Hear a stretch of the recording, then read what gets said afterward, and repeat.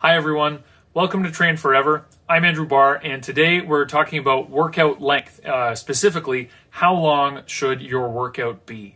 I wanted to make this video because there are a lot of rules about how long a workout should be, and just none of them are right. The ideal workout length depends on a number of factors. Things like your training goal, your experience as a lifter, and importantly, how much time you have to devote to your training. Unless you're a highly experienced lifter, an elite athlete, or somebody who's lucky enough to be in a position to organize your entire life around your training, it makes sense to try to keep things as efficient as possible, maximizing time while still getting the adaptations that you're looking for. So what I'd like to do today is run through the continuum, starting off by looking at the minimum effective dose. What's the minimum amount of exercise that you can do time-wise and still get benefit? And then we'll spend the majority of our time looking at the optimal workout length for a typical gym goer, somebody who goes to the gym regularly but isn't a truly advanced lifter. And then we'll also touch on how long a workout might be for a more advanced person. So what's the minimum length for an effective workout?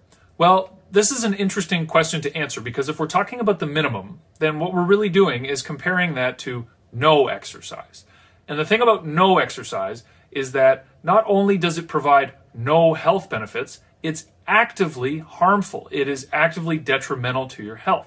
So if the alternative is truly no exercise, and you think that you only have 5 seconds to do a workout, then as crazy as that sounds, you're much better off doing that 5-second workout. But in spite of how often a lack of time is cited as a barrier to exercise, if you're going to set aside time and energy in your day to train, you probably have more than 5 seconds to do it. The measurable benefits of shorter workouts are mostly in the clinical realm. Things like lower blood pressure, improved insulin sensitivity, that sort of thing.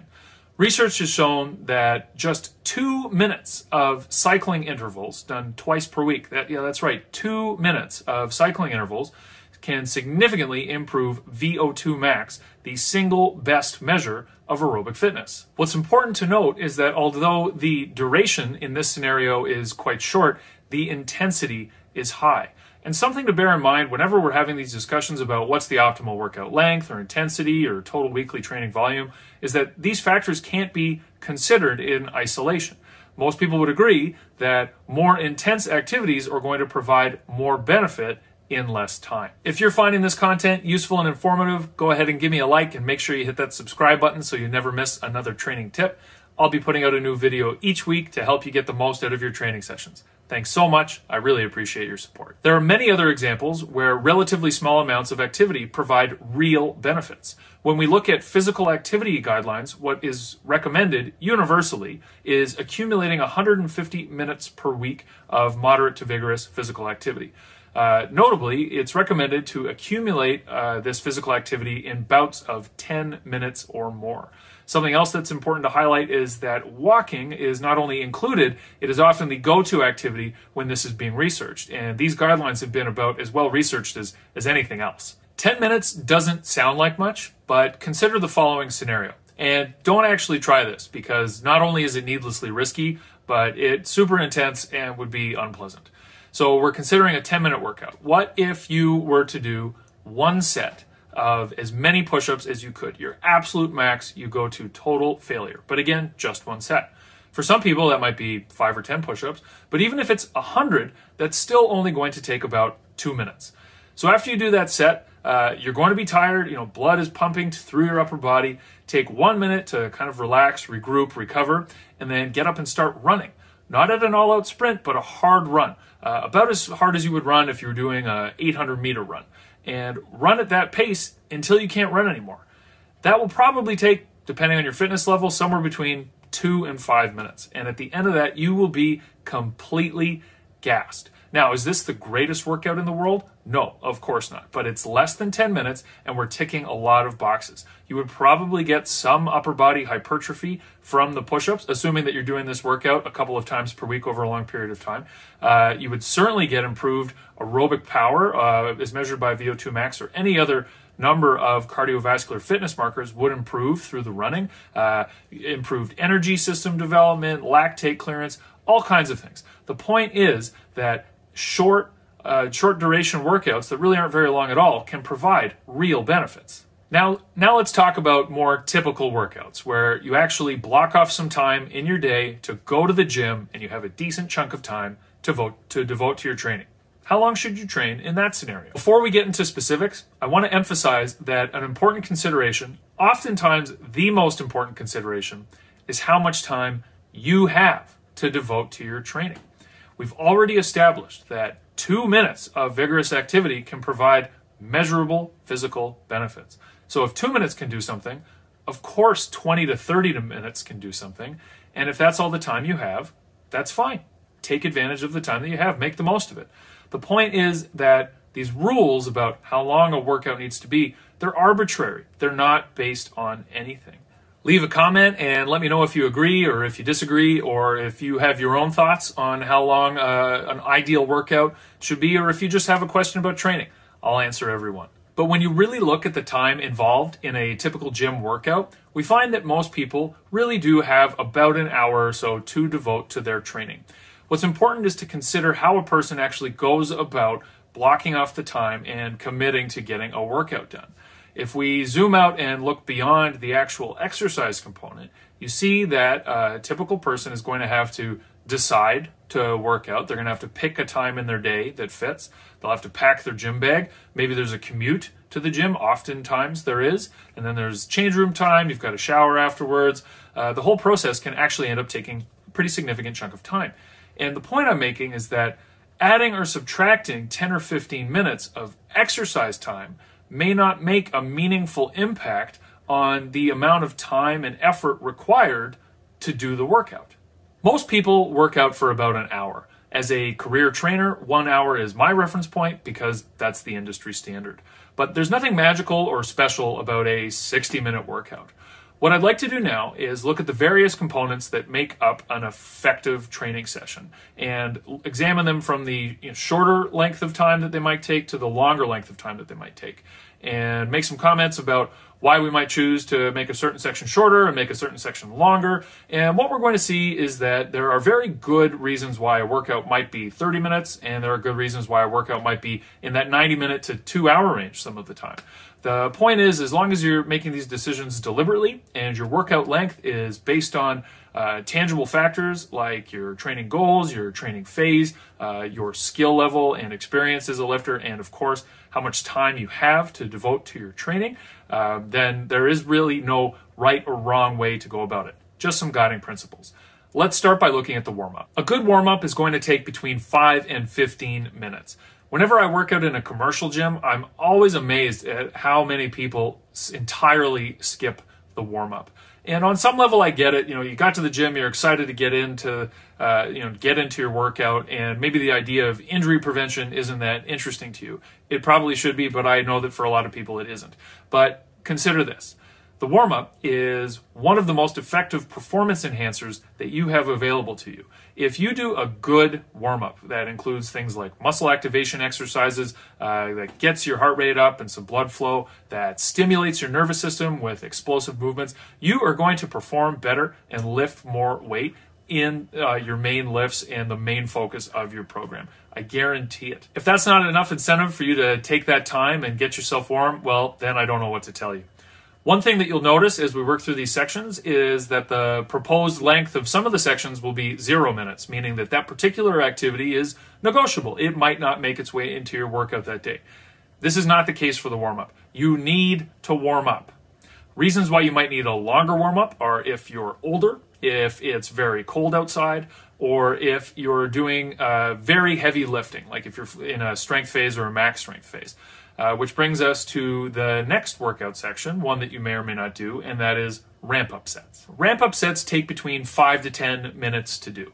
And although they're great, you might not do them. Maybe you're doing a circuit or more of a conditioning style workout and just generally working with lighter weights, in which case ramp-up sets may not be necessary. But if you are lifting heavy, yeah, you need to do ramp-up sets. And what that means is that if you're doing heavy squats, and let's say that your training weight is 315 pounds, then you would work your way up. You do a set with an empty bar, then a set with 135, 185, 225, and so on, working yourself up to your training weight. Similar to the warm-up, the benefits are injury prevention and performance enhancement, but there's some additional benefits in terms of movement patterning, and all ramp-up sets are also great for providing you with really specific feedback on how you're doing, and whether it's a good day to attack your lifts and maybe try to push things a little bit, maybe go for a PR, or if it's a day where you'd be better off holding back and modifying your training program because you're tired and you just don't really feel like you have it. After your ramp-up sets, if you did them, and even if you didn't, the next thing that you're going to do is get into your main focus of the day.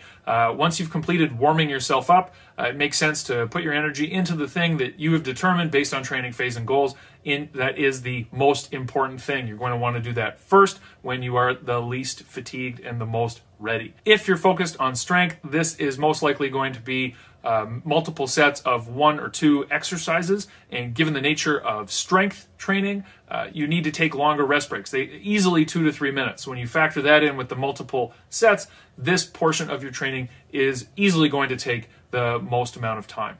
But the same is true even if you're not focused on max strength or max power, these types of training that by definition require those longer rest breaks. Let's say you're following a traditional bro split, and let's say that you're training chest.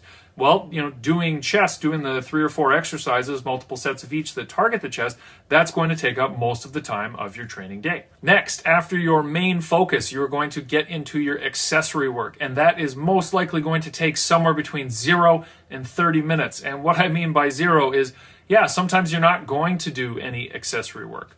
Let's use a bit of an extreme but a relevant example. Let's say that you're in a max strength phase and the main focus of your training day was 8 sets of 3 to 5 heavy squats at 9 out of 10 RPE.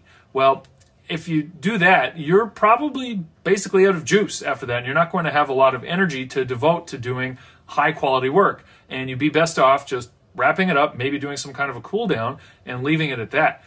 We only get better by doing high quality work, and you only have so much energy to devote to your training, and you start depleting that energy when you walk in the gym door. Obviously, things like eating healthy, getting good sleep, taking care of yourself, prioritizing recovery, being an experienced lifter, those are the things that are going to allow you to do more work each training session.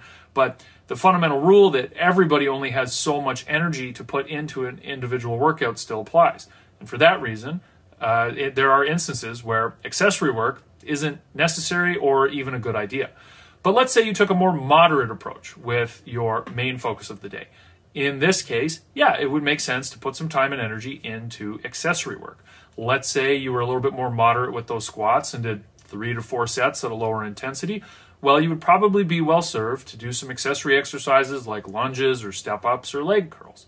Now, that same lifter who's maybe doing those exercises in a hypertrophy focus phase, they might do sled pushes and maybe skip rope in more of a conditioning focus phase. And lastly, we have the cool down, which most of the time is going to take between 0 and 5 minutes. And the reason why I say 0 is you may not need to do one.